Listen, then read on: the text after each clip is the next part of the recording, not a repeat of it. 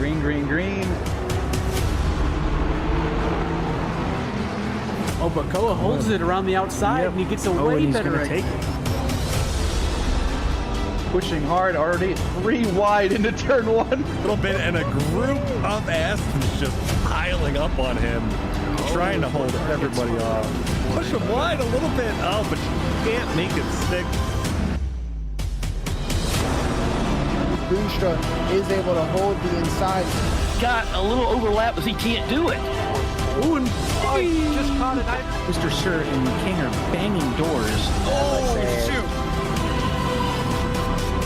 And we're off and away for SRA.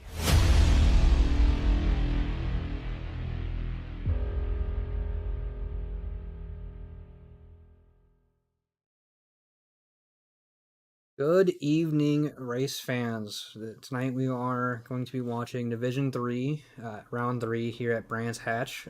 This is your host, Austin. I'm joined tonight in the booth with Nate Bright.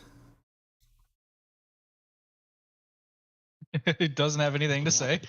Oh, all right. Well, we'll move on to the other voice we heard, which is John Donahue. The one, the only. Yeah, there he is. So tonight at Brands, it's going to be a nice tight track. Let's go over to the track map. So we're in lovely United Kingdom, going over 3.916 kilometers, around 2.43 miles, and 9 turns. So not a lot of turns to really set up any moves, but there will be a couple spots to really see some action. Turn 2, I think we'll see most of the overtakes, with potentially turn 9 setting up some moves onto that short straight, the Brabham straight there. What do you think, Donahue? I'll be honest, I kind of zoned out halfway through what you were saying, but I gotta agree anyway. The Brabham straight, that's the one where you're coming up off that left-hander, right? Oh, that's the main straight with the start-finish line. Oh, okay, my bad. Then yes, there was a couple overtakes there last night, so I'd say there'll be a couple more today for sure. Yeah, a lot of history with this track, so it'll be good to hear about it a little later on, but I know we're in qualifying, so I'll quickly pop over to that as we watch our drivers start making their first rounds around the track here. Yep, and I'm already on board with the Reynolds, part of our silver split. Hey, you want to go over the splits here? Because some people might be new here, so. Sure thing. So if you are new to SRA and SRA Nation, we do things a little differently. We have our standard 20-minute qualifying session, but instead of everyone just going out all at once and praying for the best, we split into 2. So we've got our silver and our gold splits. The silver splits go out first to get the track rubbered up and nice and warm. And those are those drivers with the silver little name boards next to them on the left side of your screen. And then we got our gold drivers who come out the second 10 minutes of the session and set down some real heaters. However, this season they've been pretty mixed up, is what I'll say. But the golds, they come out second, and they are the white name boards on the left side of your screen. So thank you for running over all of that, and we'll see how these drivers navigate this short track. What are you thinking times are going to be at for tonight? Well, in D4 yesterday, we saw some 23s, so I'm expecting to see quite a few, and then maybe a couple of 22s from the gold drivers. We'll see how that goes, though, because, well, it depends on if you get some clean air or not at this track. I agree. It's going to be interesting to see for sure tonight with everybody. And you did bring up that it is a tight track. So overtaking opportunities are not going to be very common here. I know we touched on it a little bit. A lot of following other cars to set up moves later on in the track. So qualifying is going to be the most important thing for a lot of these drivers. I think I heard it from Bailey and Taylor kind of saying that this track is basically the GTE version of Monaco. Yes. Well, I don't know. In a way, yes, but at the same time, at least here, it is easier to overtake than it is at Monaco. True, but it is still unforgiving because it is tarmac, Very. maybe some grasscrete, and then grass, or curbs, and then grass. It is instantaneous on where It's the grass is. basically what you got is you've got track and then death. There is no Yes. in between. Yes. Well, I know we've been talking a lot about this track while these drivers have been going on. They've kind of started organizing themselves here. Dupuy getting into that number 1 spot was a 23.7, so setting up a very nice banker time. But I do want to point out here. Hold off on my weekly allotment of his name pronunciations for now. Yeah. I want to point out You get here. a couple of them per race, as I understand. Only get a couple, yeah. Nate is back, ladies and gentlemen. I am back. I apologize. I had something I had to attend to there, but I am back. All right. Well, so I just want to say really quickly, before I get too far, let you get too far into it, Andy Speed just came up and put himself P2. We're riding on board with him now in picture. All right, go ahead. I wanted to point out Dunham here, who's right now sitting P4, kind of moving down a little bit, but he's also 4/10 up. Brand new promotion, actually. He came from D4, so he is already setting a mark here in D3, saying, I belong here. I know I haven't raced you guys yet, so putting the best foot forward, I would say, so far. Oh, yeah, for sure. And we already got some people in the chat taking guesses on who our poll is going to be. Victor Diaz thinks it's going to be Colin Shea. I like it. That's a bold call out. I totally disagree, but I like it. You know, I do see it being a very strong potential. Colin Shea does have the 3rd best hot lap time right now. So wow. Who is I think the best? it's a strong potential for him. Sam, I always get his last name wrong. Rec or... Oh, Rec. Yeah, he's good. Colin Dunham, speaking of which, actually, just put himself in a P2. Oh my. Well, taking that promotion strongly. Yeah, Colin right Dunham? It's Colin Dunham, right? Yes, but then we also had Speed just take it over. Andy Speed take P2 over. But yes, it is Colin Dunham. Okay, cool. I was worried I had gotten his name wrong. Don't worry, that's me every single time I start speaking. I'm like, do I have this correct? No. The answer is no. Yes.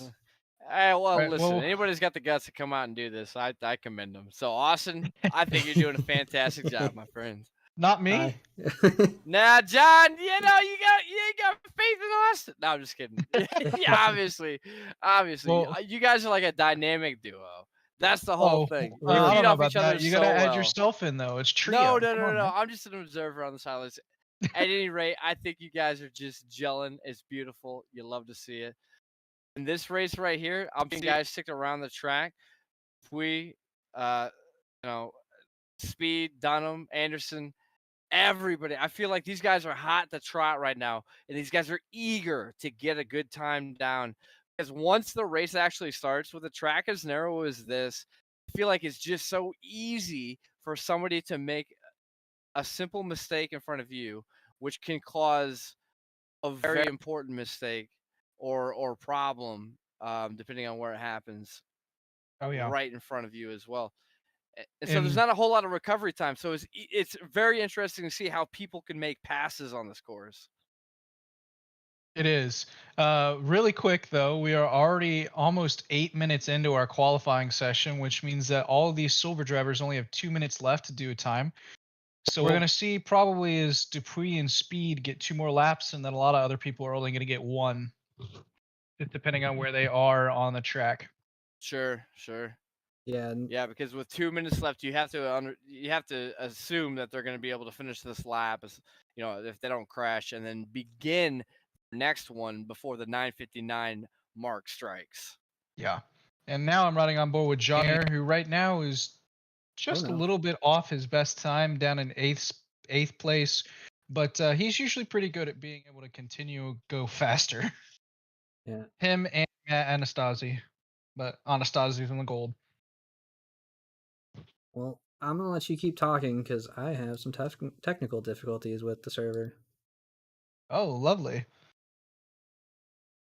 Well, then I'll keep you updated on whatever's going on.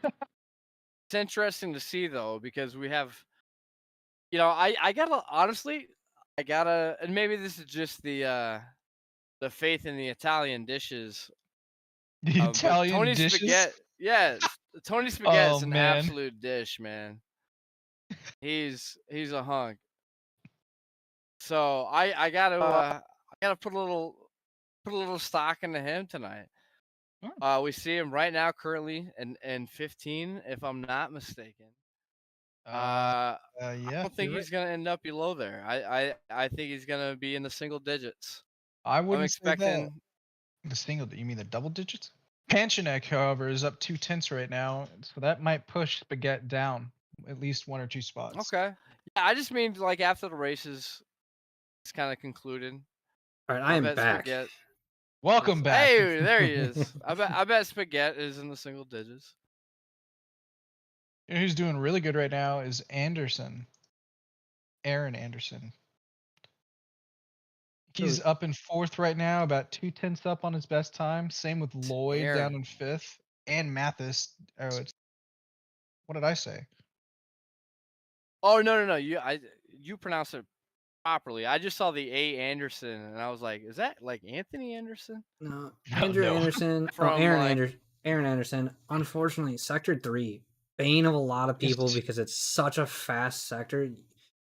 One subtle mistake can lose a lot of time, and it looks like he has just lost all progress he had, unfortunately. Yep, he invalidated it there, unfortunately. So I'm going to be on board with Lloyd now, as he's also coming into Sector 3. Up 2/10 at the moment, coming into that second blind right-hander up the top of the hill, which I think is turn 7. Yes. Yep. Yep. Yes, Nixon Wong, we know that it is wrong. Just subtract 1 and you get the actual stream for the day. Unfortunately, Lloyd had a little bit of a bad exit coming out of turn 8. So he's going to, and then runs wide coming out of the final corner. So that's going to be his qualifying over as well. We've got 2 more silvers on the track, Palliant and Holmes. Holmes is down. Palliant, however, is up by almost 2 1/4 tenths. And that will put him up into P14 in the Pink Pig. That's a good looking car. Oh, I just saw a gold drifting in the background on my picture-in-picture there. Oh boy. Well, I'm on board with Anastasi, who is on his first flying lap right now as he goes through. I'll take you quick through the history of this track. Originally started in 1926.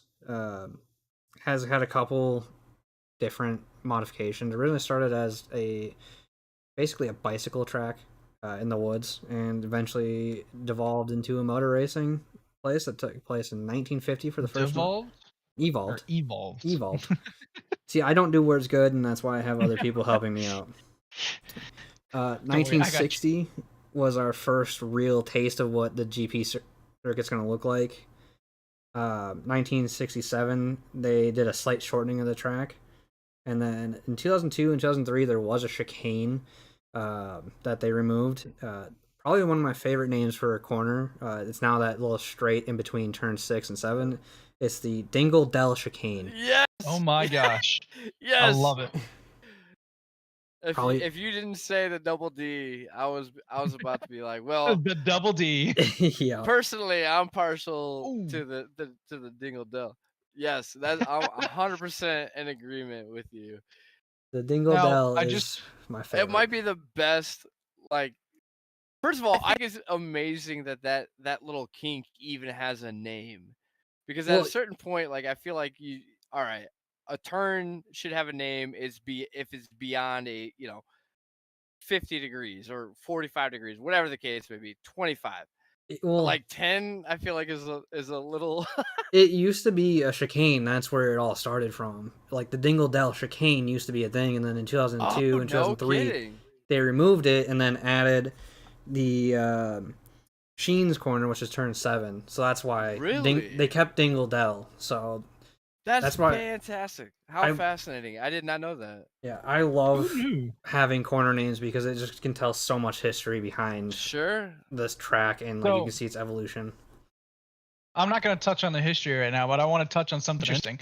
The top 5 in our silver division are separated by less than half a second, And the difference from Dupuis in speed is 0.015. Oof, Shoo! that is tight. And Yeah, on track so- right now, speaking of speed, Logan Schaefer is catching up to, I believe that's Anastasi there, so he might have to back out here after he sets this lap, which is unfortunate because he was on for a good increase. Anastasi increases to 17, so let's lock in on Logan Schaefer, who's had a fantastic season so far. Career. Career, He has. career's right So too. in this session, his last lap, you're right. It came in at a 124.155. So absolute bottom of the barrel, last sip remaining of the 124 range. His best so far was just slightly faster, in fact, at a 124.107. So Schaefer, who now comfortably finds himself in 6th place, is really starting to find time on turns and perhaps even a couple of people in front of him that he might just end up taking a spot or two over. Might too. You Sam wanna Wreck also up to over 2/10 at the moment as well. ride on board with Garrity there? He's almost up a whole second. He's up about 8/10 Sure, right let now. me go find him right now. There he is. I'll give you a nice interior cam of the Garrett himself on his. Let's point the camera towards his face and see how he does. No, I'm kidding. I'll go watch him from the outside. He is doing really good though. He's already up 9/10. He's still got 2 corners to go, and they're pretty important. He's through turn 8, coming up into turn 9 now, into the braking zone. See how he does on the exit. Oh yeah, there he goes. He's up over a second now. He comes out of the exit of turn 9 over across the straight. That's going to put him into 37th. And instantly gets bumped down by somebody else into 38th. By the way, Sam Wreck absolutely putting in a heater of a lap, putting it on pole right now. Yeah. Had a boy. No question. By almost 10th. Absolutely. Yeah, at a 123.4, which is currently the fastest lap around this track right now. He's found himself a comfortable 3/10 of a second over 2nd place, which is Zach Dupuis. And Zach's done a really good job of kind of showing these guys how it's done. And then Rec, John, just like you were saying, Rec just kind of comes out of nowhere and he's like, hold on, let me just slap this down here real quick. And let's see how you respond to that. And so I'm interested to see, because sometimes I feel like, people, maybe I'm just speaking from experience, but I'll respond to what the common denominator there is. But if somebody like throws down something a little enticing, something you want to challenge, maybe I'm like trying or getting a little sweatier, if you will, and trying to hit that number even harder. I wonder with Rec's new time at a 123.4, if we start seeing guys just getting even closer. I mean, we already have one that's 200 or 2/10 of away, one that's 3/10, one that's 5/10. It looks like a few people well within striking distance of Rec's time. I wonder if that even gets closer than what we're seeing. Yeah, I definitely agree that some of these drivers with 2 minutes left have potentially 2 laps to get it done. So we'll see what they can pull out here. Yeah. I want to touch on something interesting that I just noticed. In the top 15 right now, over half of it is silver drivers. There's only 7 gold drivers in the top 15 right now. Do you think that maybe the gold drivers put in a little bit more practice this week or something? I know that kind of happened with D4 last night as well. A lot of the top 15 was silver, at least in qualifying. Honestly, I think that it's a lot of these drivers being like, all right, division realignments came out. That means that there's some gold split set of opened up. So they're trying to get into that gold time and trying to get that nice little shiny gold name tag, or in this case, white name tag. The shiny white name tag? Yeah. The shiny gold sticker is what they're looking for. That's elusive to me. I've always wanted the white name tag in our No, servers. you don't. Trust me. You don't. No, you I don't. have. Austin You do. and I've I never both had had one. it last season. It's just a curse, is what it is. You want it, but you don't at the same time. Wait, I thought the curse was if Jeffrey said that you were gonna win the race. That No, is that Coach is also a Jeffrey curse. Academy. But Much love to Coach Jeffrey, by the way. CGA all Absolutely. the way. Yeah, let's go CGA. Absolutely just dig the predictions and you know how everyone like there's such a great positive response to Coach Jeffrey's predictions, race predictions. You love seeing it all across, you know, whether it's the general chat or team series Really? chat. It's like SRA is always very enthusiastic about the Coach Jeffrey's predictions, whether that may be a boon or a curse. Perhaps it's open to interpretation, but Yeah, you will also notice that All he right. So does really. Oh no, go ahead. he does have the little logo up in the top right there of our stream, so you'll see the Yes, he CGA does. logo. yeah. Does that count as talking about a sponsor? It Yeah, does. right. No, this is not a biased. This is not a paid for commercial, by the way. Really Yeah. quick, I got some love in the chat from John Carbo for Andy Speed, as we see his car is currently melded with Polyan's Audi, which is a little interesting to look at. But he's doing pretty good right now, John. He's up into P3 right now. He's sitting comfortably there at the moment. As we are coming to the end of qualifying, he might get pushed down by Colin Shea. Oh no!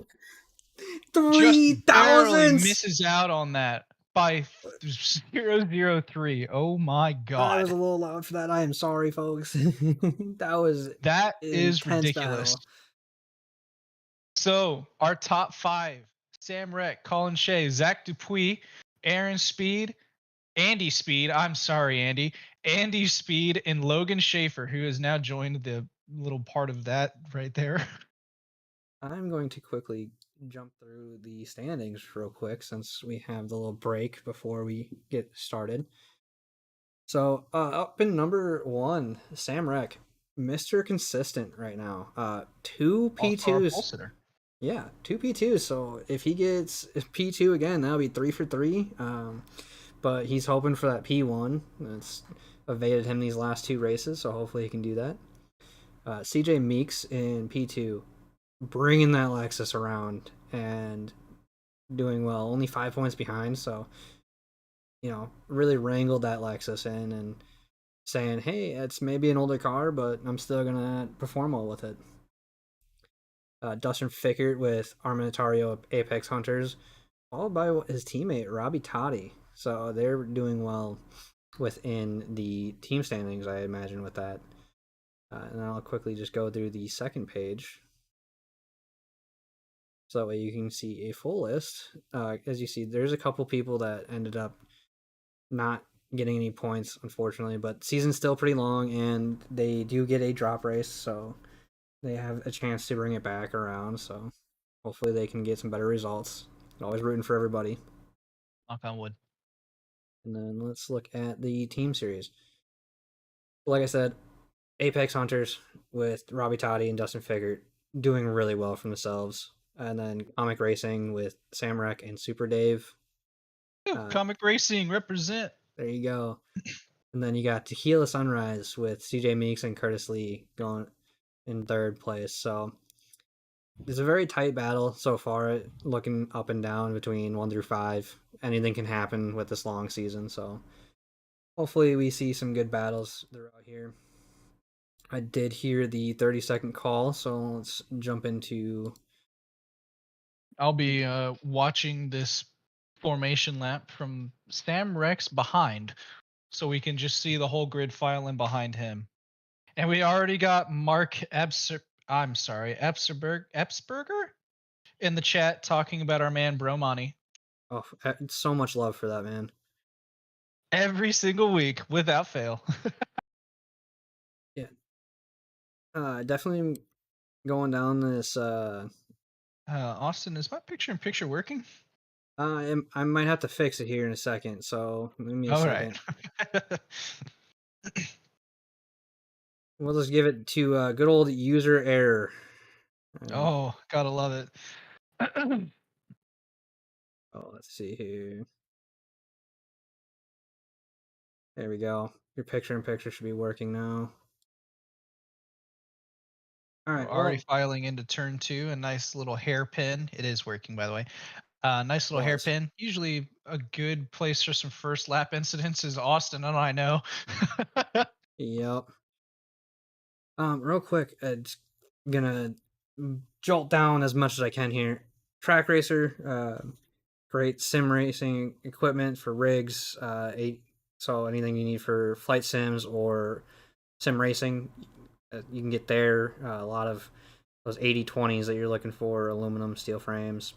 Coach Jeffrey's Academy, we've talked about him. Lovely man. Yeah, legend. Go setups, one of my favorite setups so far. Been using Go setups this season, and I can already tell that I am by far improving because of it. And 100%. they are, It's one of those things like setups are kind of dependent on your driving style, I suppose. I've tried other ones that just weren't quite my style. I feel like the Go setups were very, very comfortable. I like trail braking, I like exit speed, that sort of thing, and I felt like the Go setups really complemented that sort of driving style. I agree. Documine is a document control resource, so I will always say it. I love this saying. Help you reduce your lap times around the office with you and your team. So That's fantastic, love fantastic. it. Yeah. Retro And that's how Saga is you can another. tell that Austin is part of corporate America. Yes. Um, I'm with that. I'm like, oh yeah, that is my speed right there. we'll get back to it here in a little bit as we see drivers lining up 2 by 2. Means we're coming up to that last corner. I'll be riding on board with the start with Sam Reck, still watching from his wing So to catch any action that happens up here at the front. I imagine there's going to be a lot of action. It looks like we have somebody in the pits. We'll let Nate, you investigate and see if you may have just forgot to hit drive as we get ready here. All right, we're on to the final straight here, coming up to the green line. They've got that 7-mile-an-hour speed limit, or 70-kilometer-an-hour speed limit. And it's Here lights out, we away we go. go. Turn 1, seeing a lot of movement. Hopefully it stays pretty clean. Staying clean so far. Turn 2 is where, I see cars off already into turn 2. Oh no, it is foam boards everywhere. Well, we'll let you get a replay on that if you got a chance. I'm going to keep watching from Sam Reck's point of view. Up into turn 3, we've all got some more carnage in the back there. I'm going to go try and figure out what happened there. Just running on board with Super Dave now, down in P6. looks like a car just got on the grass and unfortunately took out some Can't break foam when boards. you're on the Oh grass. no, I see a lot of yellows behind with like Wall-E and everything. Oh no. We've also got, my gosh, I just went back not far enough. There is a gaggle of cars sideways between Wall-E, Really Holmes, quick. and Petrovic. Anderson, Dunham, Mathis, and Toddy just went side by side into turn 6. It's it's getting sporty already, boys. It is, and there is a special thing about this week. I'll let Nate, if you were able to touch on it with the pit window.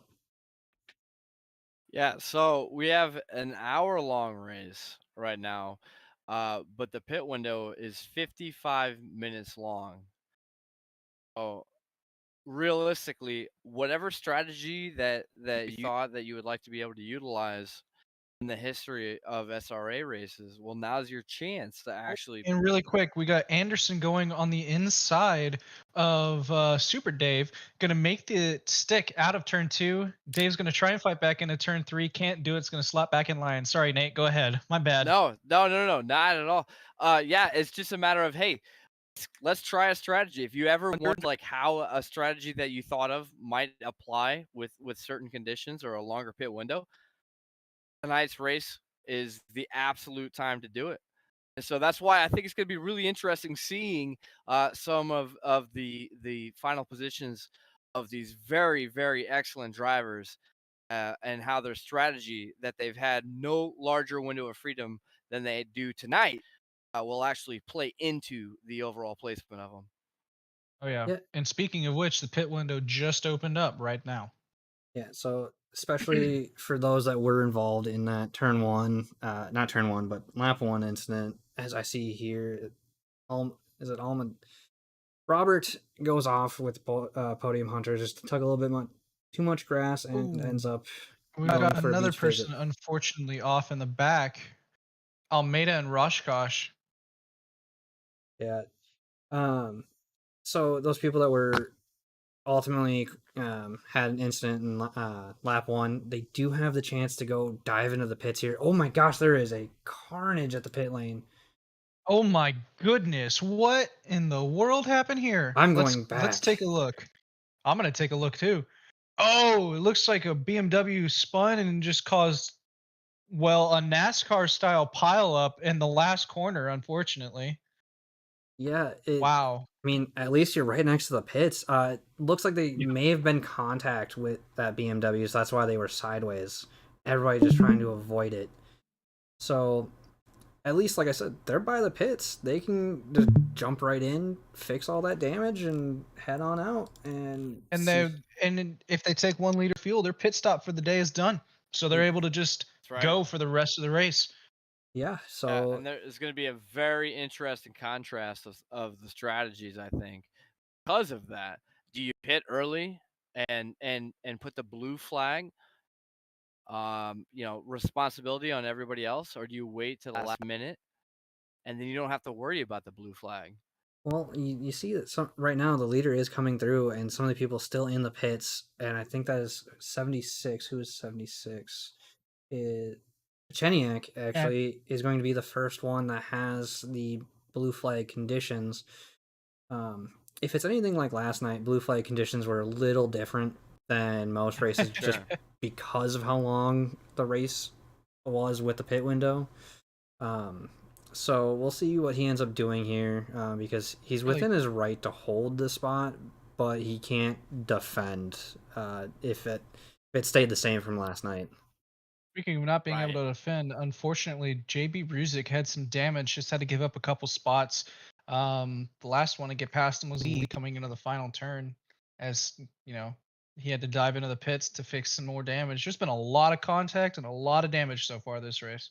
Yes, there has. I mean, unfortunately, it is a tight track, and a lot of people are like, well, I know I'm faster, so let me be a little aggressive within a limit, and sometimes it just doesn't play out. So, fair on them for going and trying, but we'll see what the stewards have to say this coming week afterwards. We'll leave that for them.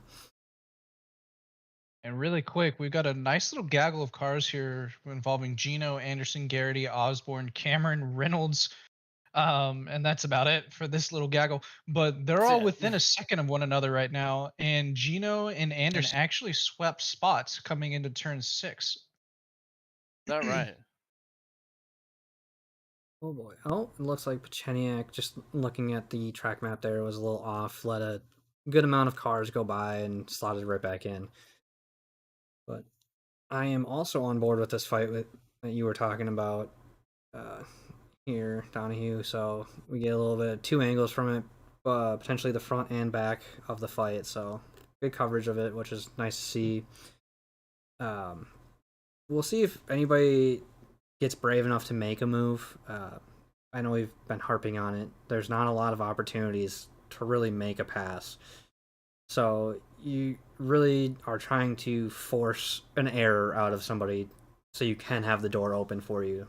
So putting a lot of pressure on somebody, following as close as you respectfully can, and just being within their mirrors and constantly showing yourself there will, once they start looking back, they potentially could just miss a braking zone because they look back at the wrong time. So we'll see if that plays out tonight. Oh, and we got somebody off out of turn 7, Mathis. I'm not sure what happened there. Let's take a look, see in the picture. Coming into turn 7, looks like he just came a little wide, hit too much grass on the exit, just slid across the track. He's got some major front end damage now. Barely missed getting hit by Gino. Gino. I'm pretty sure, but he's still going. So obviously the damage is not bad enough to where he's like, I need to get in now. He's currently fighting Whitting Jr. Nate, what are you seeing Yeah. out here? Austin, honestly, kind of circling back to your point earlier. I liked how you mentioned having the point of contention with the power play there. I realistically, oh shit, hold on one second. My screen here just went black. I got to bring this back up. But Well, at while the he's end of the day, having, though, oh, yeah, no, I think I still have. Can you guys hear me all right? Yep. yeah, we can hear you. Okay, all right, good deal. Good deal. Yeah, I liked what you talked about earlier, and just kind of proving that point. Hold on one second. Well, while he's dealing with his technical difficulties, I'm just going to focus on a battle for P21 at the moment, which is Flores and Johnny Air. And Equal Machinery, both silver drivers and Porsche 911s, which on this track can be very, very fast, but also very, very deadly, as I know with experience. Yeah. But Flores is about half a second behind Johnny Air as we come into the first corner. He's been slowly closing that gap because at the beginning of the last lap, he was about 8/10 back. So we'll keep an eye on this. And Dominic had a little incident in the turn 7 as it claims another victim just touching the grass on the outside a little too much. As I see an Audi here backwards on the main straight. What happened? Exit of turn 9. Yeah, turn 9 touches the outside grass and just absolutely loses it, unfortunately. Like we said earlier, this track is not forgiving. It is immediately tarmac to grass. So you make you get a touch out of line, you are gone. That was Schmitzer, I believe, and he's still going. So I think so far we have not lost any drivers, which if you ask me, that's pretty commendable. I agree. 41 drivers on a small track, it's gonna get a little rough and rowdy.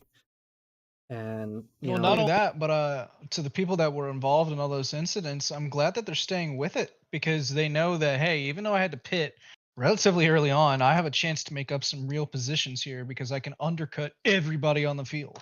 Yeah, right now also, I remember you mentioning the fight between Whitting Jr. and Spaghetti. Whitting Jr. actually making a move off of that Brabham straight into turn 1, just had the overspeed and just sent it in the braking zone and has held position so far. I'm going to ride on board with Meeks now, who's coming up on Super Dave and Logan Schaefer. Spaghetti had a little bit of a look back up. Spaghetti's coming back here into turn 4, staying a little farther back, just setting up the move, going through Pilgrims here. I think this is Pilgrim's Drop. This is Pilgrim's Drop. So we'll see if he decides to make a move here into, what is that, T5, which is Hawthorne's Bend. Just electing to stay behind right now and put the pressure on and eye up a move potentially a little later on. I see a yellow flag that they came up onto. It looks like somebody just got a little loose and into the grass, unfortunately. It keeps happening. It's going to keep happening all night. Going too wide. Oh, he held it. Opens the door for the car behind. I believe that is Flores. And Spaghetti holding it right now. But will Whitting Jr. be able to pass him again here on the straight? This is a nice little battle that has stayed throughout this entire lap. No, Whitting Jr. backs out of it for right now and is going to be eyeing up a move here soon, I anticipate. But he has to be careful because now he has Flores right behind him, which also brings in a BMW. I wonder which BMW that is. I don't know. That looks like it could have been a blue flagged BMW, so... I believe, yes, the only BMW, well, we have two. One of them is in 13th. That's Garrity, who's number 56. Garrity And then at our 56? second one is Levine, who's He's number down in- 142. He's in 36th position. I believe that would be a blue flag situation. So it's tough. Like we talked about this race, having that different blue flag conditions. You kind of just tend not to pass because then you're not allowed to defend after that. So you just kind of stick behind the person and follow them. It's unfortunate, but that just seems to be the best play because then you're not affecting a fight in front of you that we're seeing right now. So fair play on to, I believe that is Levine.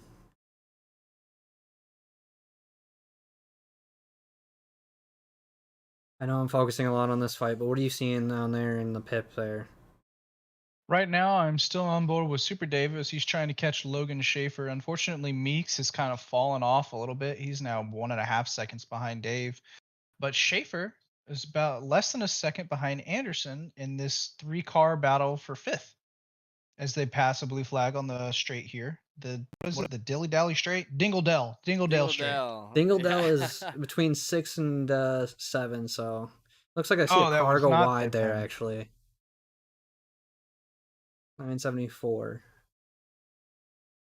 Also, Nate, I don't know if this is for Nate Bright, but getting some love from Sean Daniels. Oh, yeah. That's our beloved D5 bounty hunter. Then it's definitely for Nate. It definitely is. Our resident D5 driver. Yeah, he's handy with a laser rifle. I think that's what Pedro Pascal uses in The Mandalorian. It is. It's or no, it's what is it? Is it a pistol? I guess it's a pistol. No, it's a rifle, but it's not a laser rifle. It's like a disruptor or something. Is it kinetic or energy based? It's energy, I'm pretty sure. It's not kinetic because nothing in Star Wars is kinetic based. Yeah, there's a lot of blasters, which is just shoot energy, I suppose. I just love the sounds. You just walk up to someone, go, and then run away. Yeah. I'm That's not pretty really well on my board. strategy in color too. Like Knights of the Old Republic, just run up and wow. just retreat. And Nate, unfortunately, you've been put down by Mark in our chat now, who's saying that Bro Monty is Mr. Maxwell's better than you. Oh well, yeah. I mean, I have zero regard for my own ability to cast here. Can't even keep my equipment technology working. We've talked about this though. Your technology needs a little bit of an update. Yeah, I've been putting the money into the steering wheel, into the rig, but not into the computer. So I built the computer in 2016, and it's giving me fits, man. It's literally like hobbling along as we speak. Gotta love it. I'm gonna be on board with Colin Shea now, who's in P2. 4 seconds behind Sam Reckup in first place, but he's fighting for P2 against Mr. Dubois. There it is. Who's half a second behind him. There's one. I get like there 2. There it is. Ooh, Colin Shea. I'll show you your boy. I'll put it on the big screen for him for a little bit here. Go for it. I'll watch from Dupuis' point of view and ride in his passenger seat as he chases down Colin Shea. So we've had Rimzik, yes, I did raid your mind because I am in fact a psychic. There's been some good fights tonight so far, and you know, a lot of packs forming as we've seen up and down the grid, and you can kind of see on the mini map here. There's cars literally in every single sector, almost every single turn, and these little mini fights are happening and appearing, and I anticipate it continuing almost all night, especially with this pit window.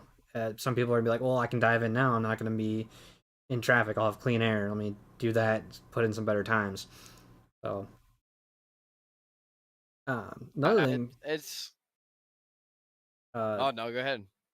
If we look at the time, it is 7:22. So, if you guys remember from last night, the sun was absolutely brutal. Oh my god, it was so bad coming into that last corner.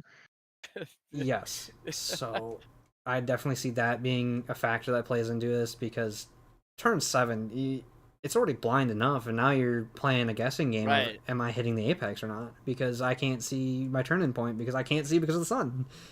Yeah, I was fighting against Corey Davis yesterday for a large portion of the last 15, 20 laps of the race.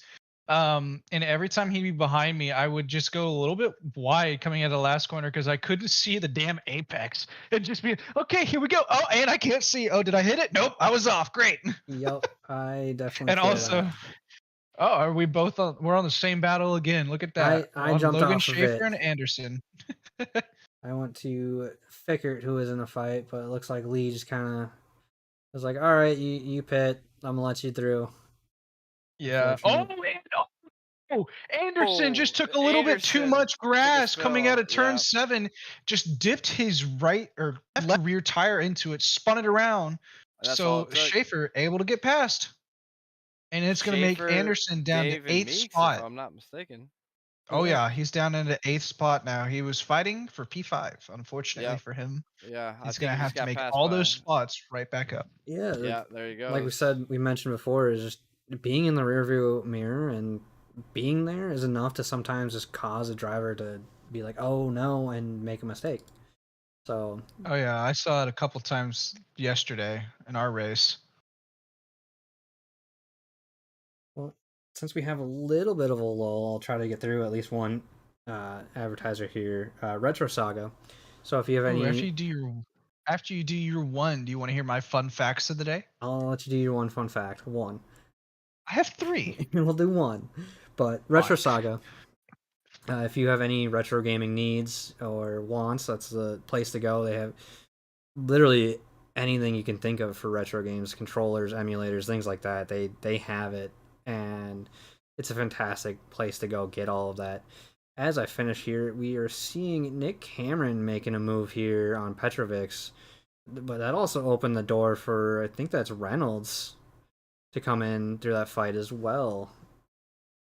So I've actually got a nice fight going on as well with Whitting Jr., Mathis, and Spaghetti down in 13, 14, and 15th, respectively.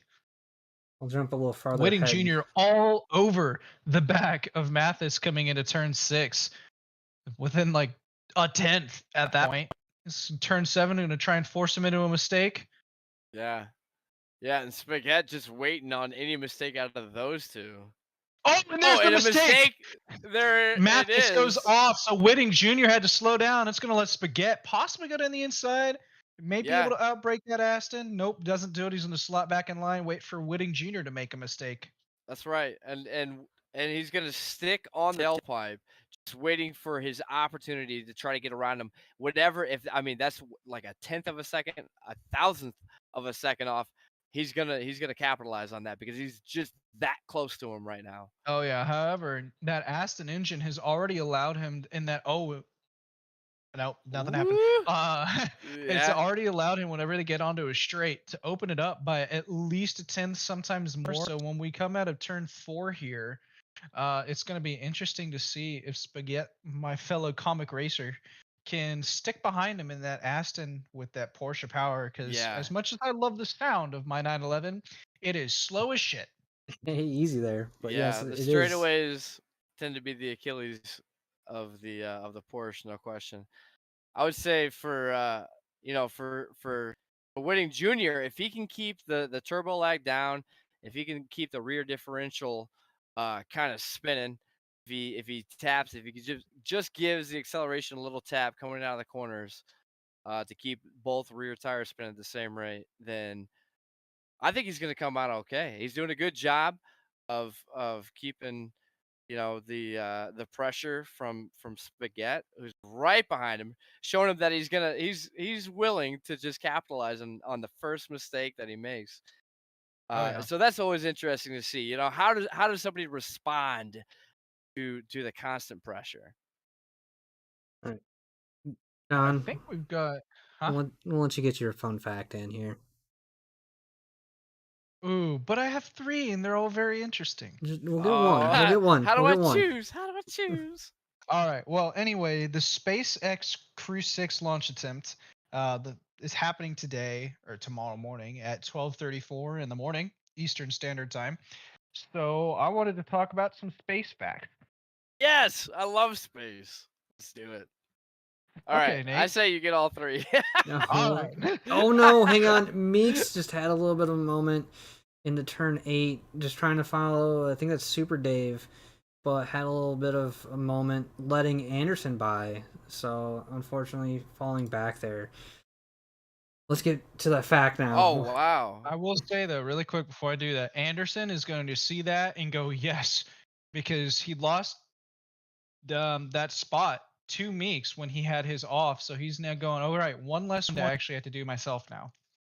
Yeah, agreed. All right, to my fun facts, which by the way, the SpaceX, the Crew 6, it got scrubbed from the 27th of February because of a ground system issue, but that's just something I find interesting. Fun fact number 1 of the day.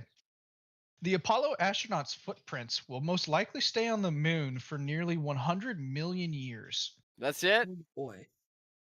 Hey, that's a pretty fun fact, but 100 million years for a footprint on the moon, because, it's got no atmosphere, stuff, there's no wind. So how's it going to get messed up? And before all you conspiracy theorists talk about how a flag was moving, no, it was not. Stop it. Oh boy. Well, we'll get to some other ones a little bit later. As we Good, because I got 2 more interesting ones. we'll try to get to them. No promises, though. Oh, and we're already into a battle. We got Anderson on Super Dave around the outside of turn 9. On the outside? Around the outside. Right on the outside. It's a good-looking battle right there. Actually, I've seen it in the pit. Into turn 1 now as well. Super Dave's going to try and come back. It's going to allow Meeks to get back into this fight as well. Anderson is back up into 6th. He's got one more spot to go until he's back where he was before that mistake. Now they got a blue flag to deal with as well in Smith, who is currently down in 28th position. But Super Dave and Anderson are going to be fighting hard for this P6. And going like smack kind of in the middle of the mid pack. Tony Spaghetti and Flores just still neck and neck. But now we have Johnny Air and Ron Garrity, if I'm not mistaken, have just come up. And now there's a whole group all trying to battle for essentially what is 13th position right now. And so now Whitting Jr. has not 1, not 2, but 3 people to defend as he tries to make gains on Gino. Interesting.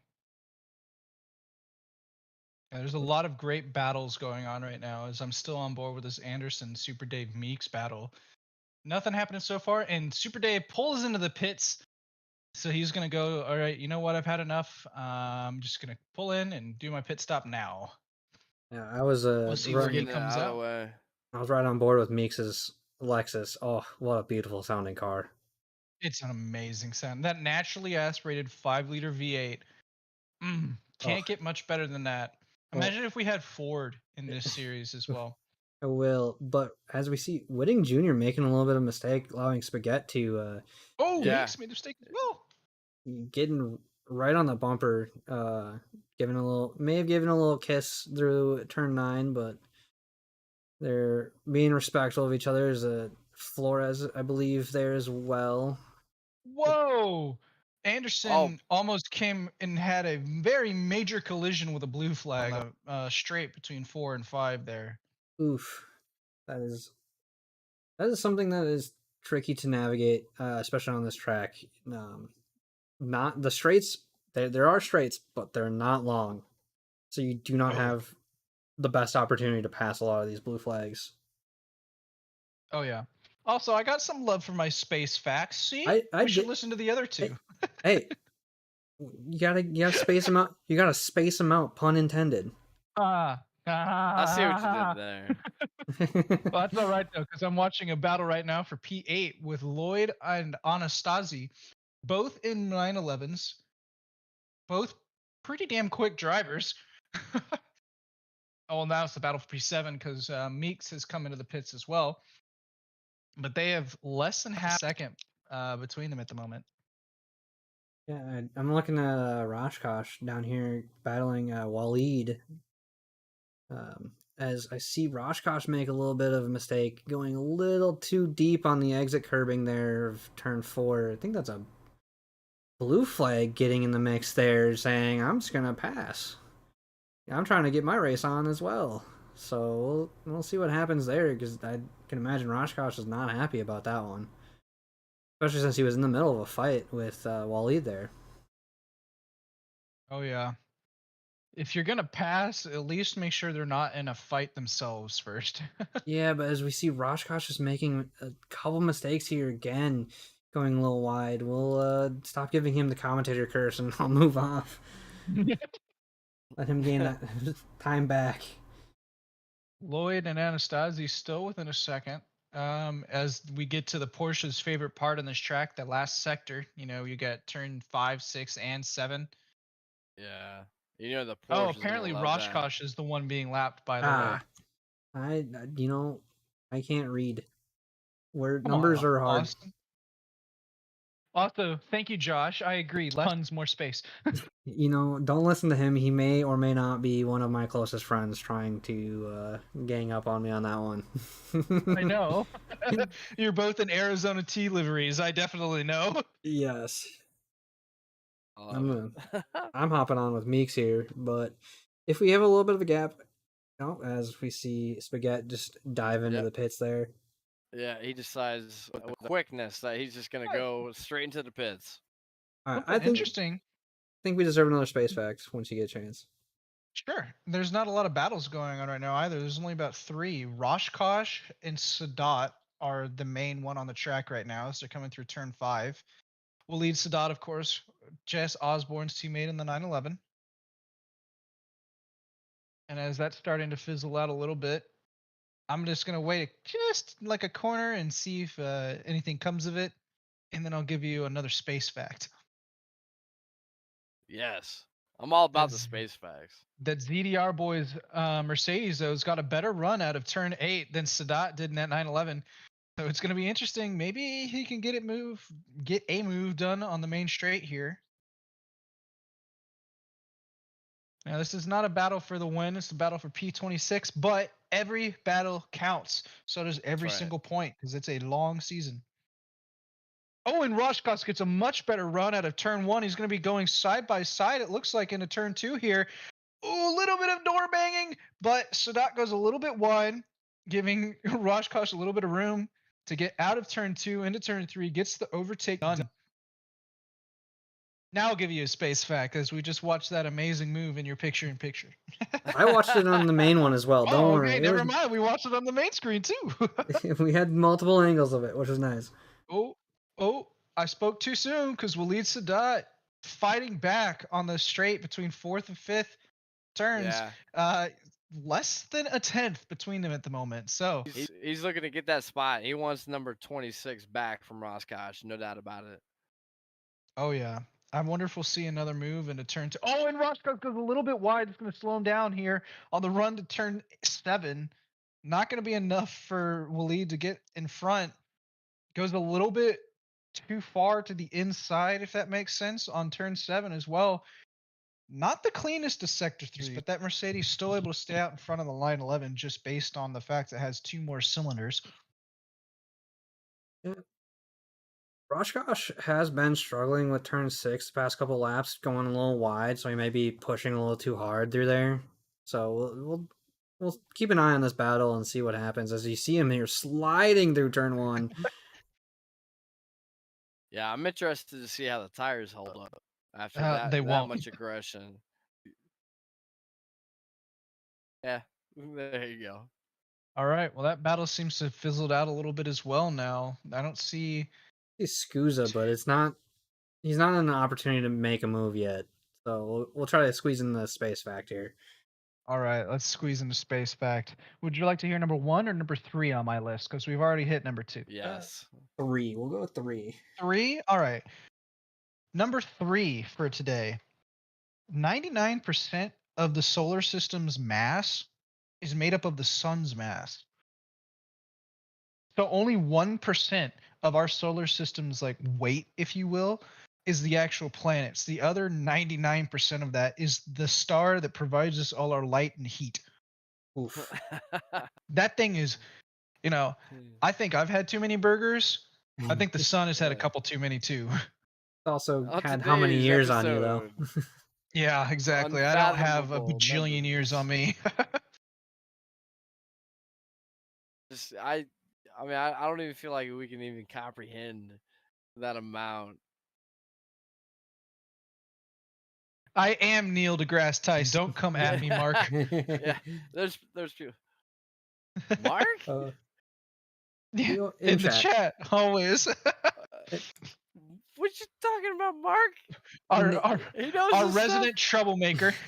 stuff. I'm seeing a lot of green tags here on track, by the way, for pits. Nate, do you want to let us know who has yet to pit and what we're looking like a little over Yeah, halfway to we this actually race? at this particular point in time right now, we actually have it appears more people that need to pit than not. So your top 8: Breck, Shea, Dupuis, Speed, Anastasi, Lloyd, Tody, Gino. Actually, Dave just found his way into 9th place right there. So oh wow, Anderson found it at 10th. It's shifting as I'm watching it. But Whitting Jr., Pickert, and Lee all still need to pit. Yeah. I'm gonna think Flores also needs to pit as well, along with maybe Garrity. Interesting. Yep, so Garrity absolutely does. He finds himself right now, number 56 in the BMW, 2.147 seconds. So behind it the comes Delta. down to when you're fighting this Oh high. no! At Oh least, no! Scusa had a moment. What happened here? I know he was in a fight. Oh, just took a little too much grass on exit of turn 7 there, and just pulls off the racing line. Another car also having too much grass there, but back on track. Sorry about that. No worries, man. It's got to be interesting there. But it comes down to the people that haven't pit yet. Wait, you have another one? Yes, same corner, just taking another person. Nope, it actually turn 8 takes too much grass on entry, and it takes a little nice trip to the beach. Gotta love it. I think that was get a good tan in. Yeah, unfortunate. All right.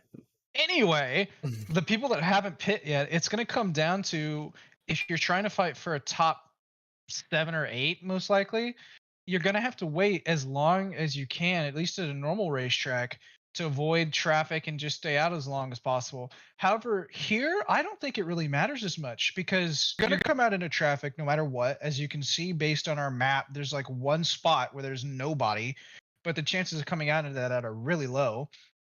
So it's going to be, all right, do I go in now and possibly get held up by some people that have not pit yet that are blue flags? Or do I wait and get held up by blue flags anyway? Yeah, it's a tough call, and I know last night we saw in the. Hang on one second. Anastasi got a little slidey out of turn 1. It's going to let Lloyd get right back up on him again. But since they're both in 911s, nothing happens. I interrupted you for no reason. My bad. Go ahead. It's all good. I know last night in the D4 race, we saw somebody, I believe it was Martin Riggs, jumping Martin. 31 spots just by pitting early. So crazy. It is very easy to just pit and then just have your race and just go do your thing, and you'll make up the spots. And speaking of making up spots, I'm going to go ahead and touch on our biggest losers and winners for this first 27 minutes of the race. Biggest winner so far, Dustin Fickert, who's up 28 spots. Oh, dear In Lord. 13th, he started P41. I think he was our pit lane person. Yeah, I don't know was. if he managed to forget to start or what. I think but so. We have lost a few people now, so technically they are the biggest losers for today. But yikes. Other than that, we have a tie in P35 and 36, which is Levine and Almeida, respectively. They have both lost 21 spots for today. Yikes. And since we're into the last 22 minutes of this race, sorry, I'm going to bring this up as well. I want everyone to start thinking of their driver of the day. You don't have to vote yet, but when it comes to the last 15 minutes, I'm going to want to start counting votes for your all's driver of the day, you two included, so start thinking about it. I'm on track right now. Logan Schaefer may have accidentally turned his blinker on and has left it on as he's following Cameron here, actually. Oh, yes, he has. So he's turned into an old man, apparently. Can't hear it. Can't hear the blinker going, unfortunately. Nope, definitely can't. But he's been. But luckily for him, he's coming up to that first corner, which is a nice turn. Yeah. Perfect. Perfect for it. He's been hounding Nick this entire time. I also saw somebody teleport to pits. Oh no. They're still in here. Another? They're still in here at the moment, but I just all of a sudden saw a car go up from Sector 3 to the pits. It's a little unfortunate. Just may have had too much damage. I'm gonna interrupt y'all really quick because we already got 2 votes for driver of the day for Maxwell Romani. He's not in here, so he cannot get driver of the day if he's not in the race. Yeah, they kind of have to participate. Yeah, unfortunately. Darren is here. Yes. Hi, Darren. Unfortunately, though, you can't vote for somebody if they're not here in the race. There's Darren. And Cameron touch coming into turn 6. Schaefer is going to go out wide. That's going to let Cameron get that spot right back from him. But they touched a little bit there. Let me go back 15 seconds, take a look at it in this picture-in-picture.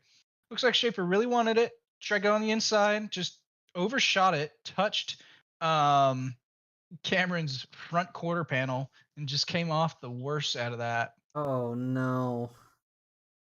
You hate to see that one. He's still driving, though. Yeah. Didn't hit any walls or anything, which is good. Well, right now I think Johnny Ayers got the closest battle on track, so I'm going to highlight him on the big screen while I talk about one of our other sponsors real quick. Armamentario, a longtime partner of SRA. I know there's a lot of drivers that work on Armamentario that are in the league as well. So they have a strong presence here, and they have had a great software that helps just enhance the experience in ACC when it comes to having all of the data that you need at your fingertips right there in front of you, like your steering angle, how it looks on a graph, braking bias, all that stuff right there in front of you, and they've been doing fantastic work. Also, shout out to the Armamentario conglomerate right now. I know Fazley was doing a lot of recruiting for that early this season, and they got a lot of people to sign up for them. So they've been putting in a lot of good work and good software. And Petrovic's just went wide at turn 7. Managed to keep it under control, though. But I will highly recommend Armamentario to anybody that is looking for different HUD display in ACC. But I believe that gets every sponsor. I could be wrong. I'm going to keep an eye on the top right here and see if I did hit everything. I'll let you take it away. Brandon Blake really likes the Ghost Rider livery. Pink and purple. That would be... Let me see. Cameron, Ghost Rider. Bailey Kish would be our resident one that did that. It looks like Spaghetti had a little bit of an incident. Losing a lot of positions right there out of the last turn. Unfortunate. You're not going to like hearing that considering he's a comic racer there. Yeah, it's sad. But hey, the season is long for conglomerate points, that's for sure. Yep. I see that there is somebody wanting the last space factor. They are going to unsubscribe, so I'm going to let you do that. All right, well, I got you with your last space fact then, Rimzik.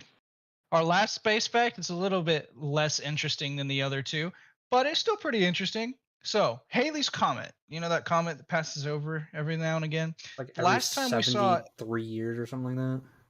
Yeah, the last time we saw it was 1986. We're not going to see it again until 2061. Yikes. So, it's crazy. I'll be stupid old by that point.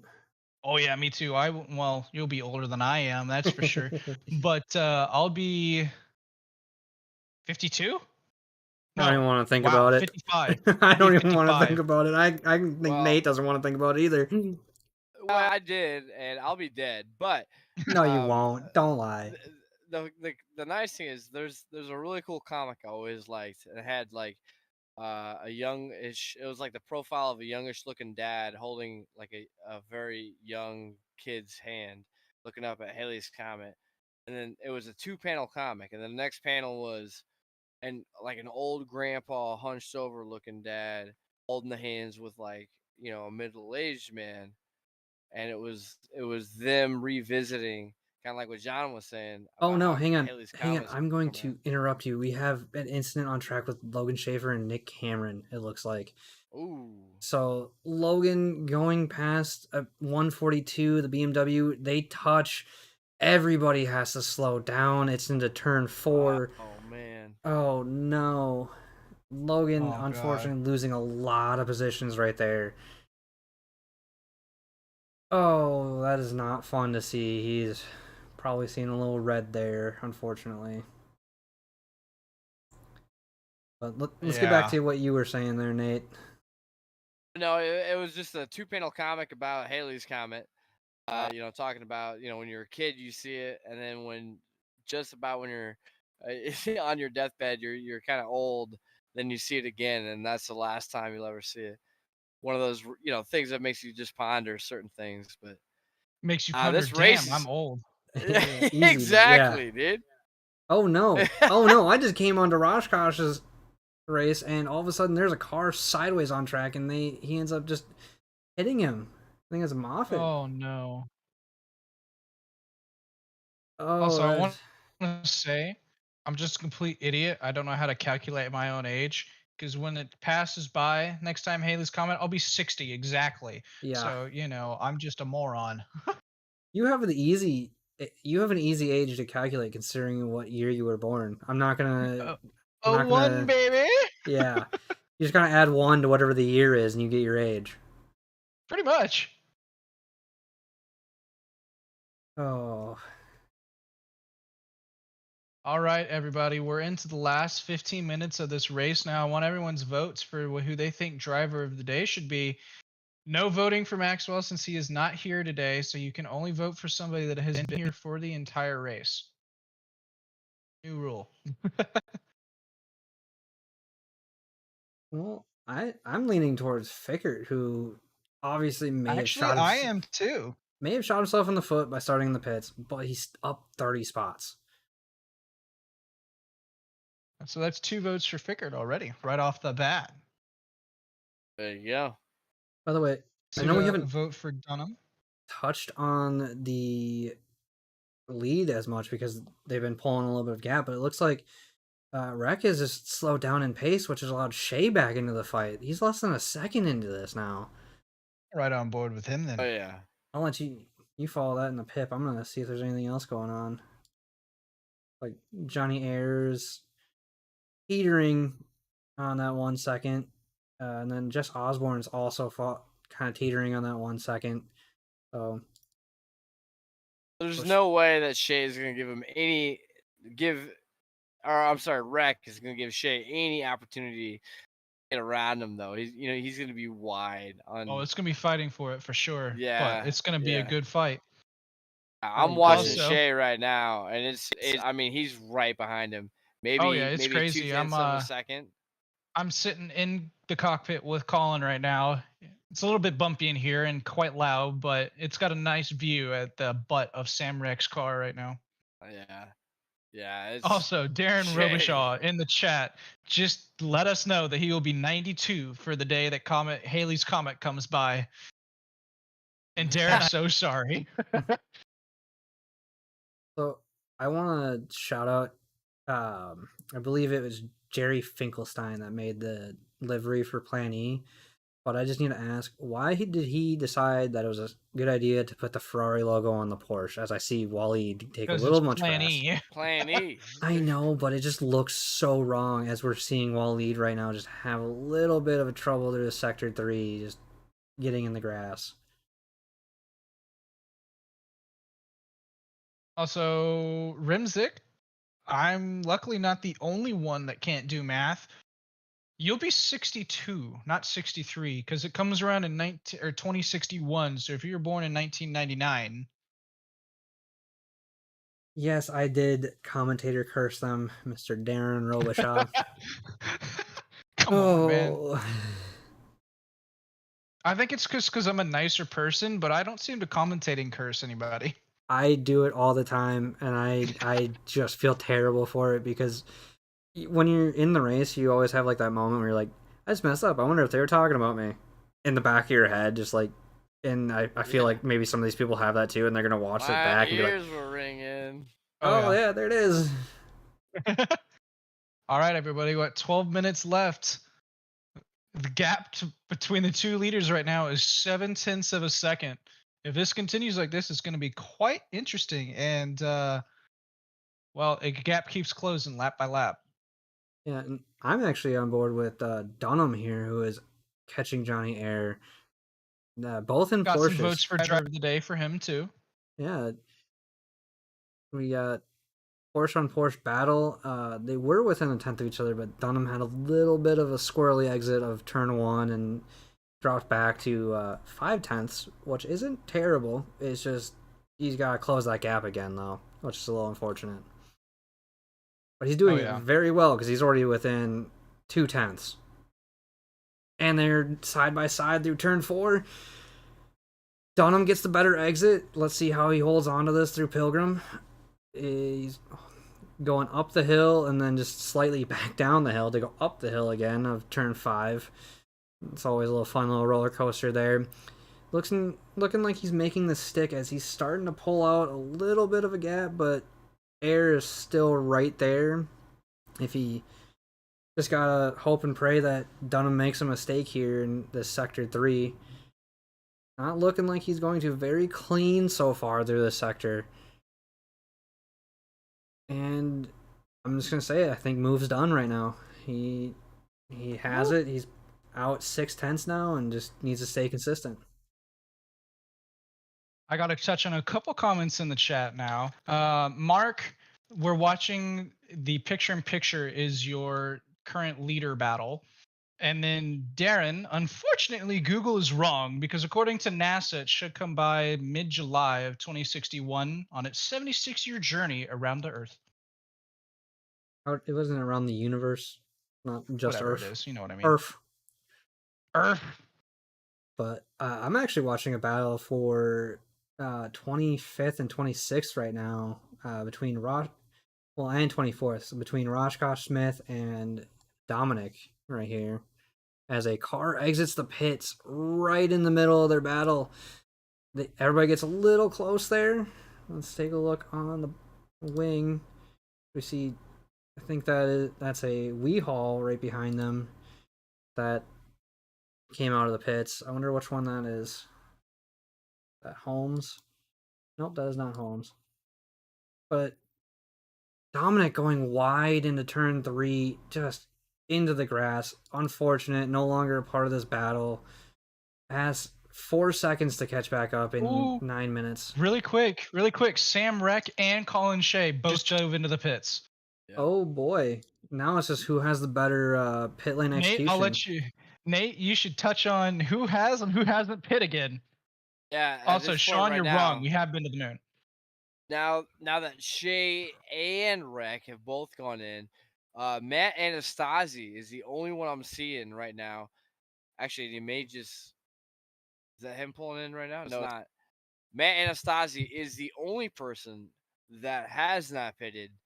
And so he currently finds himself in 3rd place right now with a 124.997 as his best lap. Really quick, I'm going to interrupt you really quick. Yep. Because Colin Shea was able to leapfrog Sam Reck in the pits for the lead of the race. With not like this. 8 minutes to go. He's now Reck has to deal with the lap car of Garrity. And is now just bleeding time, already 3 seconds behind Colin, who's just running away right now.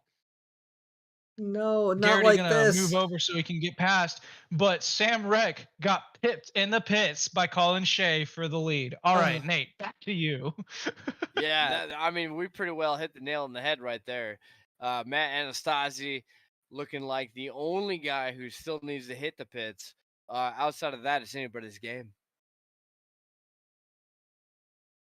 Yeah, Victor Yes, Victor, Diaz. that was a really, really beautiful pit entry, but also just a beautiful pit execution as well. In order to pip somebody in the pits, you've got to get your stop perfect. You got to turn off your car at the right time. You've got to start your car at the right time and go without too much wheel spin. Couldn't be done in a more perfect way. Yeah, this is something that Doug had always said when we were in the commentary booth for D6 together, all of the 3 races I was with him. Pit lane execution.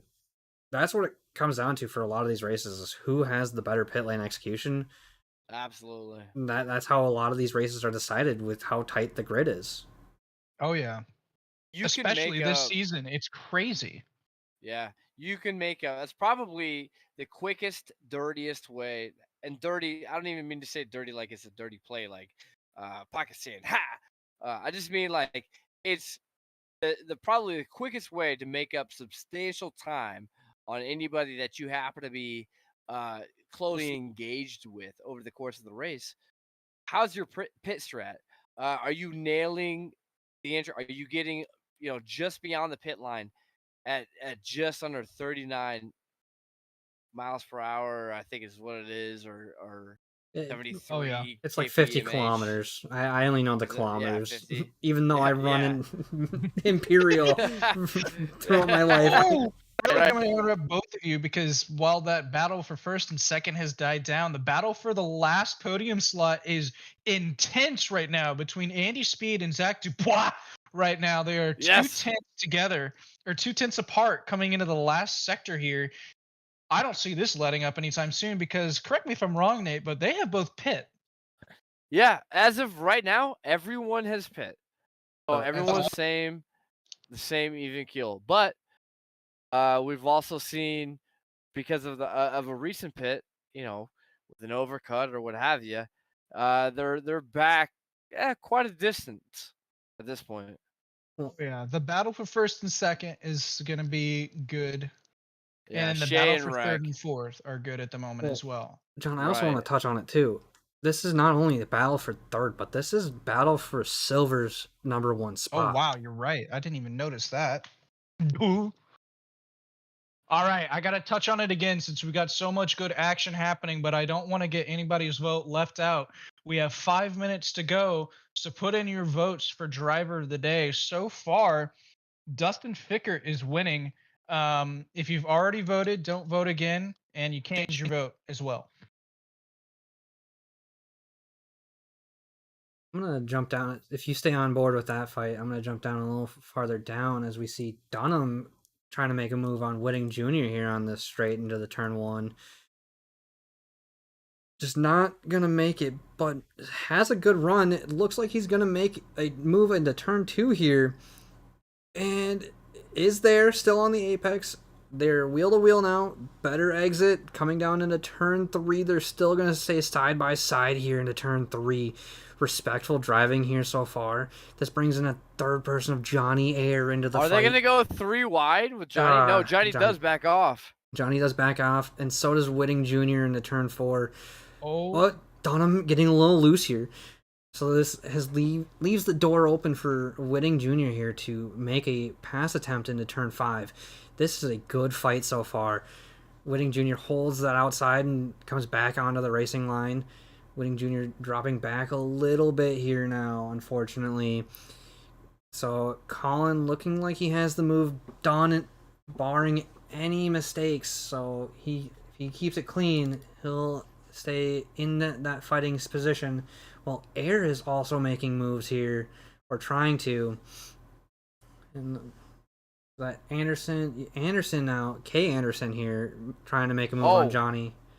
Yeah, and Shea in the #1 position just goes off the track, allowing Wreck to get by him and overtake for #1.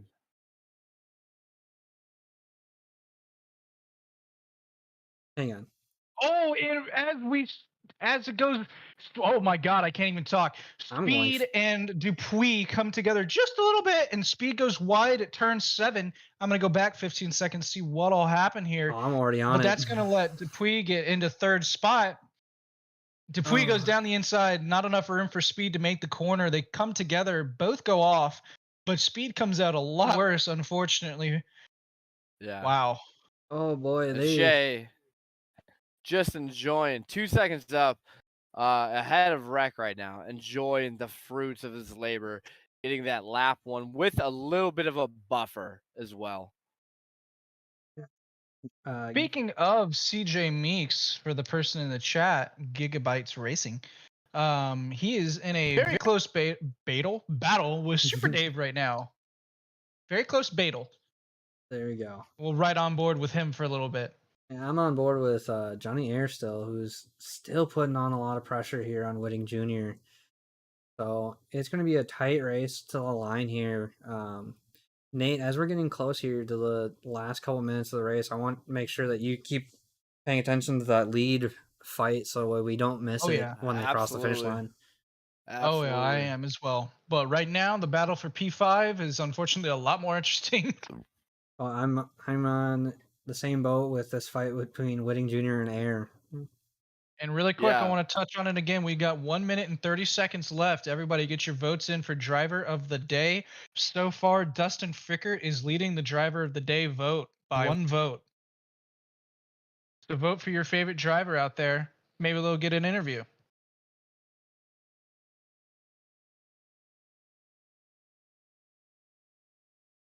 So far, As we see, I think number 1 position Shea had passed who I believe was Schaefer there at the end, and he's starting to lose a little bit of rear end stability with his tires. Maybe that's indicative of.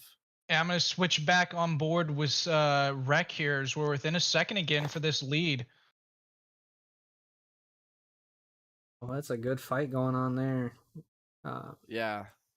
A lot of good fights happening in this last little bit here.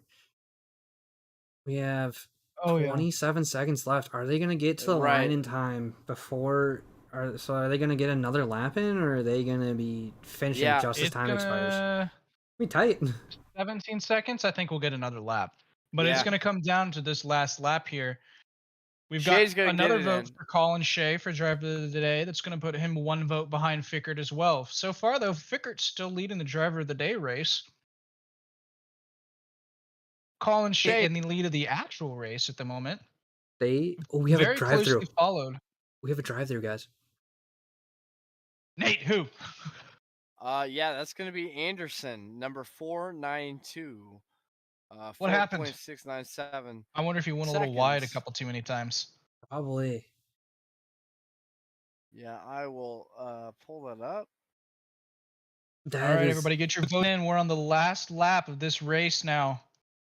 For driver of the day, we've got a 7/10 second gap for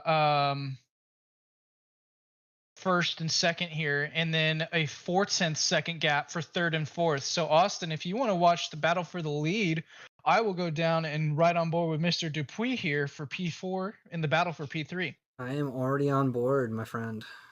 Awesome. We got another Colin Shea driver of the day vote. That's going to put him tied with Dustin Fickert now. Everybody get your votes in. When the race is over, we will not be taking any more votes for exactly like the FIA for Formula One. Well, it looks like Sam is a little too far back to make a move as they're coming onto this Brabham straight here. Crossing the line is Shea. P1 for him. P2 for Rec. Looking like a little further back, there's a fight going on that's still alive. Oh, yeah. Dupuis is not going to be able to unless Speed makes a very fatal error here. Nope. It's going to be Andy Speed for the winner of the Silver Division in P3 with Zach Dupuis coming in second place for Silver in fourth position. Oh, boy. And rounding out your top 5 was Super Dave. Honestly, I feel for Sam right now. That like, yes, it's nice being consistent, but that is 3 P2s in a row. That's got to be heartbreaking. I'm sure he's glad he didn't get involved in the incidents, though. True. As we've got another battle for P13 here, Porsche on Porsche action. It's going to be Colin Dunham and Jess Osborne right now. It's going to see Dunham has a better run out of the last corner, but Osborne's able to just block him out. Not going to be able to get past. Oh boy. Just barely holds his position. Johnny Ayers going to try and get Whitting Jr. Not going to be able to. Flores on Anderson. Anderson is going to take Flores. And that is going to finish our race. So we'll give everybody another 30 seconds or so to get votes in, and I'm calling the vote race. Oh, and we've got some donuts here by Flores. Yep. Little stance crew there at the end as well. Jess in chat already. Jess, you were racing this entire time, and you came in right at the end just to be like, woo. Man, he's got both monitors working, it looks like. He always does. Oh boy. But well, let's see what happens. Maybe we pull Speed and Shay into the cooldown room while you also calculate the driver of the day votes here. Oh yeah. Everyone make sure you get your votes in. Last call for votes. Otherwise your vote won't count. Because unfortunately, we are not a democracy.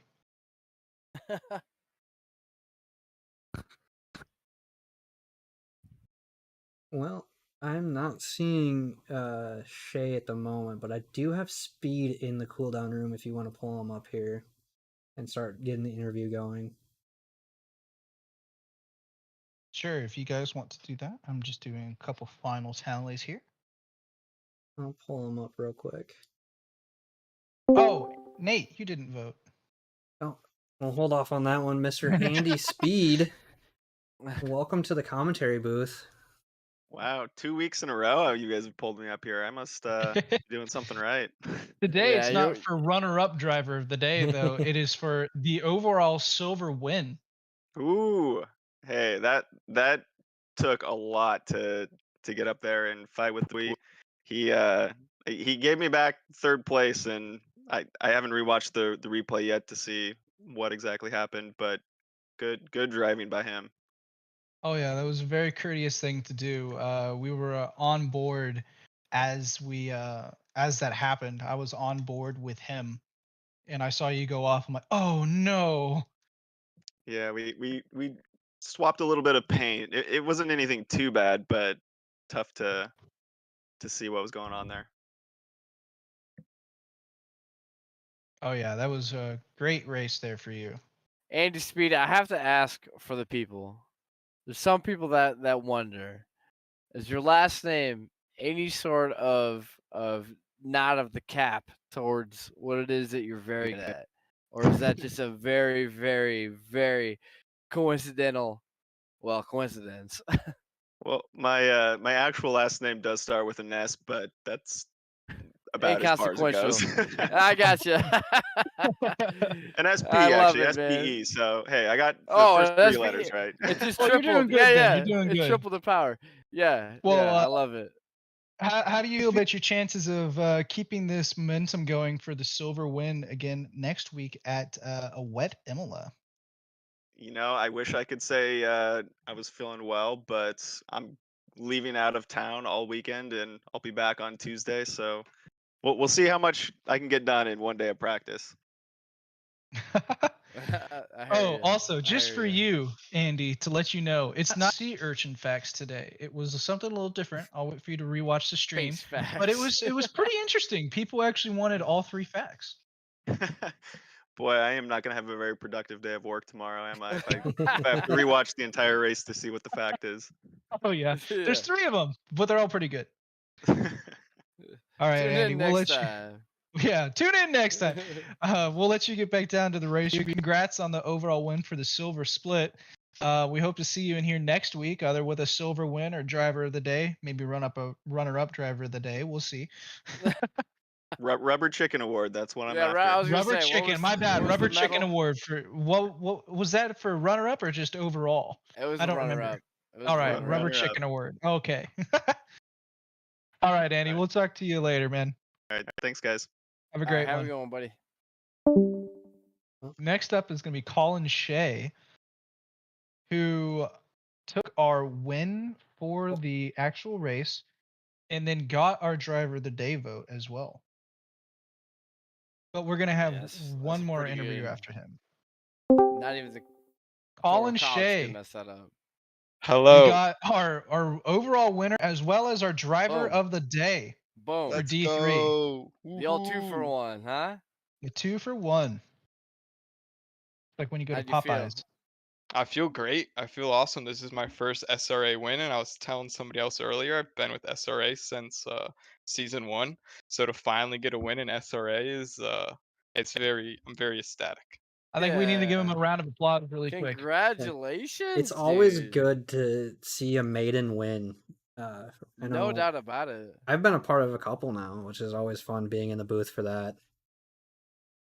And I just wanted to touch on how unbelievably perfect you nailed that pit stop where you were able to pip I just had brain fart. Getting a one Sam, Sam yeah. Wreck. fuel. Yeah, Sam. That was an amazing stop on your end, Colin. Did you take 1 liter? Did you have any damage to repair? How did you do it so well? So he's a great driver. He was faster than me the whole race. And then some of the blue flags definitely helped me out a little bit to gain some time there. Going into pits, and then I went to make my right into pits, and I didn't think he was going into pits. I thought he was doing another lap. So I go to make my right, and he swings it in front, and I'm like, oh shit. And I guess I instantly just go, as long as I don't hit the back of him, I'm fine. So it just Right. kind of allowed me to get right up close to him and nail that pit. But great race to Sam. That was a ton of fun racing him. Oh yeah, that was awesome. I was on Yeah. board with you guys for a large portion of the last 10 minutes of that race. Made for some really, really great racing. Can I shout some people out? Go for it. Absolutely. Let's hear it. So Champion Motorsports, that's the conglomerate I'm part of. So shout out to the Champion Motorsports conglomerate, everybody involved in there helping me out. Is that Paul A running that one? Yes, that is Pope Paul A is There our we go. leader. And then Victor Diaz, Hasham Siddiqui, as well as all the admins that put this, you guys, the commentators, and yeah, everybody. We love doing this for you guys. Don't worry. Yeah. We love doing it. Especially- We say words poorly, but you guys provide the real entertainment. Yeah. Oh yeah, for sure. We just provide useless commentary and sometimes useless facts. Well, I appreciate it. Hopefully, I can watch the race back, and I'm sure it's great. So, thanks, guys. All Hey, right, welcome. Colin. Have man. a great night, man. Yeah, you guys too. Our last interview for the day is going to be Dustin Fickert. While he didn't get driver of the day, he did get the Rubber Chicken Award. And he also got 33 spots by the end of this race. He made up 33 spots. So unfortunately for Martin Riggs, Dustin just took the crown. As far as we know. As far as Yeah. we know, yes. Dustin Fickert.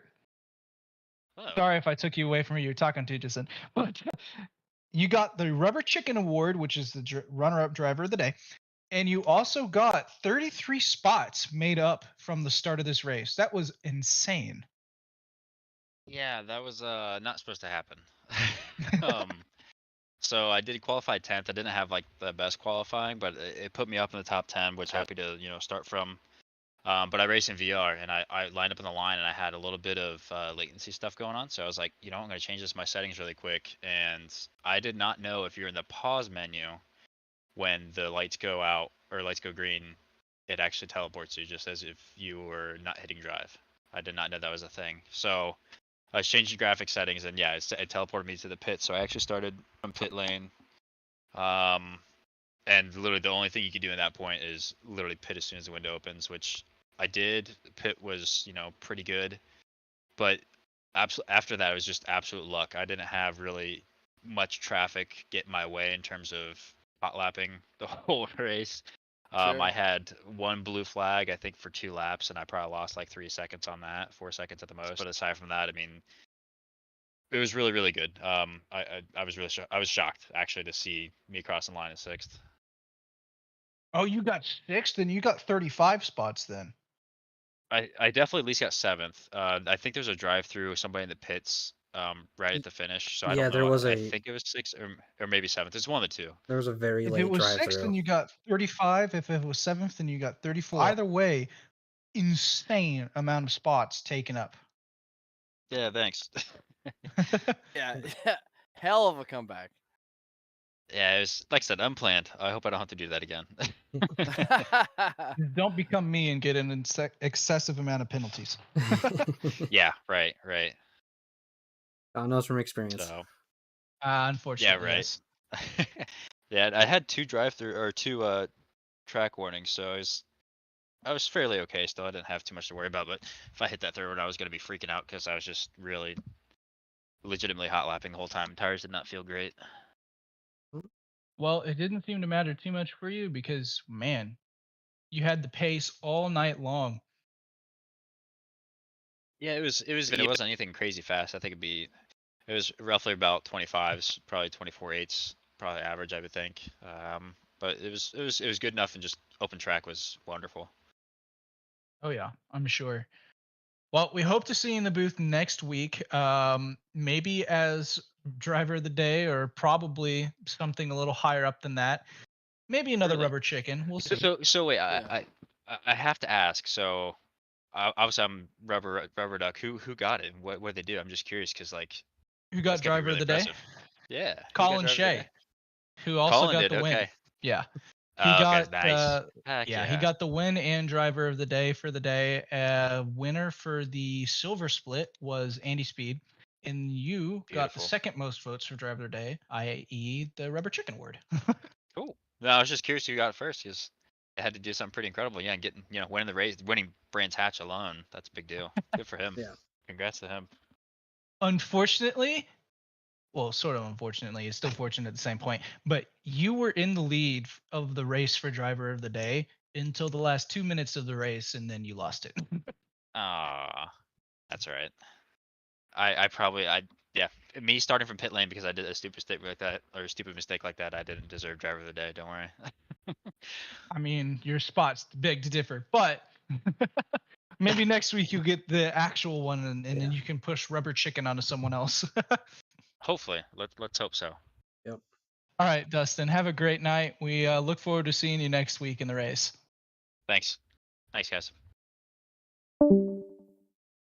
Well, that was a great night for racing. We had a lot of fun battles, a lot of things happening on track, couple incidents here and there, but overall, good racing tonight, especially on a difficult track like this. Yeah, no doubt about it.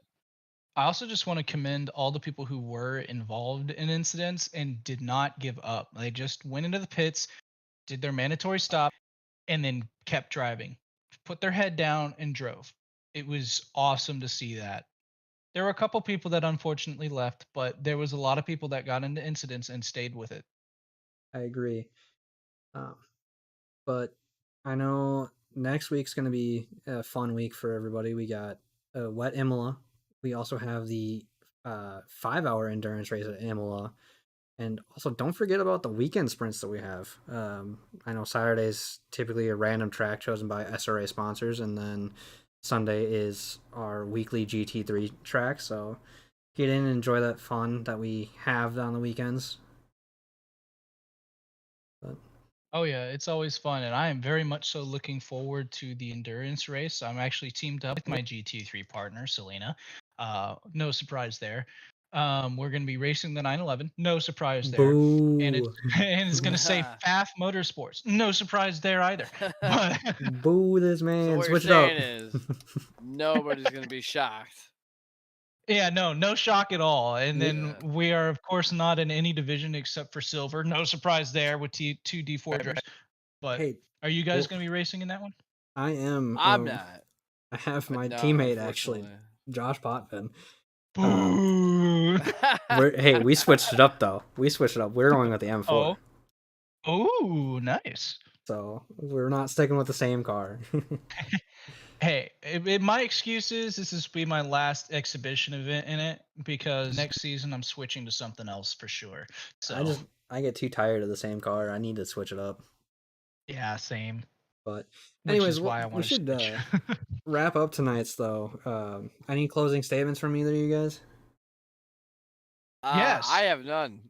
So If anybody has any special requests for fun facts for the next stream, do send me a DM because I will read them and then I will think about it. With a little asterisk on reading them, if we have the availability to. Yes, you heard it here first. He's gonna read them out loud, and then he's gonna ponder like, should I? Should I? Fair enough. But anyways, though, great race from everybody again. Thank you, everyone that continues to watch and everybody that continues to race and the admin teams. The racers providing all the entertainment. We just provide all the fun words and facts, and the admin team and facts for all the work that they do to put on this wonderful event. So shout out to all of the admins here at SRA. Yeah, no doubt about it. No doubt about it. Yeah. So on that, have a good night, everyone. We will see you next week. Good night. Peace.